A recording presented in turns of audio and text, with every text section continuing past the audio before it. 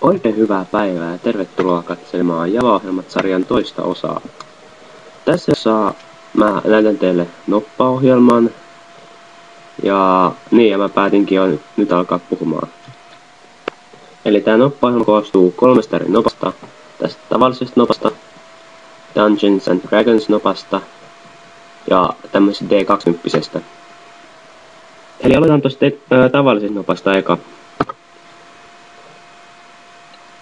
Eli se onhan tommonen yksinkertainen nappi, jota painamalla ohjelma arpoo numeron 1 ja 6 välillä ja näyttää sen ruudulla. Ihan tämmönen perus.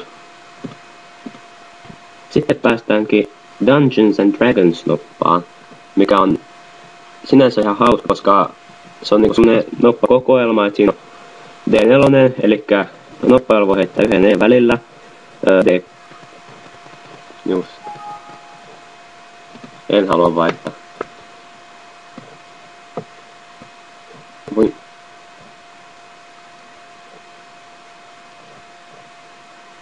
Niin, elikkä D4, D6, D8 ja D12, D20. 5 noppaa. Kaikki aika siinä pelissä, varsinkin toi D20, mitä käytetään todella paljon. Ja sama juttu kuin tuossa tavallisessa nopassa, eli arpova numeroita. Ei mitään ihmeellisempää.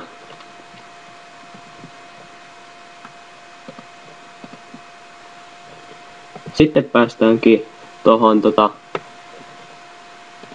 vähän isompaan noppaan, eli D20, joka sisältää 20 eri noppaa, D1, D2, D3, D4 ja niin edespäin.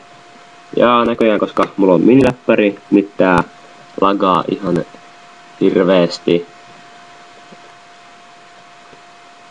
Elikkä tästä tää sitten on D1, D2 ja niin edespäin. Ja en mä oikein tiedä mitä hyötyä tämmöisestä on, mutta tää oli ihan hauska tehdä sinällään. Mutta jos joku nyt tarvii vaikka D13, niin johonkin erittäin jännittävään hommaan tai jotain, niin siitä vaan. Kaikki on löydettävissä osoitteesta koti.mbnet.fi/Kiiso.